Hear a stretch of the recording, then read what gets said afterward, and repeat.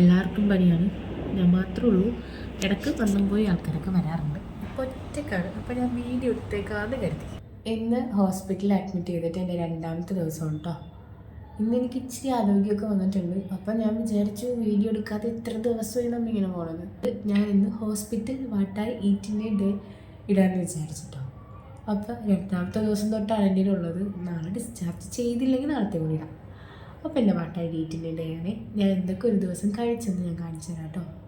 ആദ്യത്തെ ദിവസം ഹോസ്പിറ്റലിൽ വന്ന് കിടന്നപ്പോൾ ആകെ വിഷമിച്ചെങ്കിലും 2ാമത്തെ ദിവസത്തെ എൻ്റെ ഈ ഒരു മോർണിംഗ് വ്യൂ എനിക്ക് ഭയങ്കരമായിട്ട് ഇഷ്ടപ്പെട്ടു കേട്ടോ. എന്നെ അറിയാവുന്നവർക്കറിയാം എനിക്ക് ഈ സൺസെറ്റും സൺറൈസൊക്കെ ഭയങ്കര ഇഷ്ടമാണെന്ന്. അതുകൊണ്ട് രാവിലെ എനിക്ക് നല്ല എനർജി ആയിരുന്നു കേട്ടോ. കുഞ്ഞിപ്പെണ്ണില്ലാതെ ആദ്യമായിട്ടാണ് ഞാനിങ്ങനെ നിൽക്കണത്. രാവിലത്തെ എൻ്റെ ബ്രേക്ക്ഫാസ്റ്റ് ഇഡ്ഡലി ആയിരുന്നു കേട്ടോ. കഴിച്ച് കഴിഞ്ഞിട്ട് ഞാൻ വീഡിയോ എടുക്കേണ്ട കാര്യം ഓർത്തത്. അതുകൊണ്ട് ഒരു സവാള വെച്ച് നിങ്ങൾ അഡ്ജസ്റ്റ് ചെയ്യണം. കൂട്ടത്തിൽ ഞാൻ ഒരു കാപ്പിയും കൂടി കുടിച്ചു. പിന്നെ ഫുള്ള് ബോറടി ആയിരുന്നു കേട്ടോ. ഉച്ചയായപ്പോൾ എൻ്റെ ലഞ്ചും വന്നിട്ടോ. ലഞ്ചിന് ഞാൻ എടുത്തത് ചപ്പാത്തിയും ചീരക്കറിയും പിന്നെ ഒരു മീൻകറിയും ഉണ്ടായിരുന്നു കേട്ടോ. അത് കഴിഞ്ഞ് പിന്നെയും കുറേ നേരം കിടന്ന് ഉറങ്ങി എഴുന്നേറ്റ് കഴിഞ്ഞ് ഞാൻ പിന്നെ ഒരു കാപ്പി കുടിച്ചേ. കാപ്പിലൂടെ ബിസ്ക്കറ്റ് ഉണ്ടായിരുന്നു, പക്ഷെ ഞാൻ എടുത്തില്ല.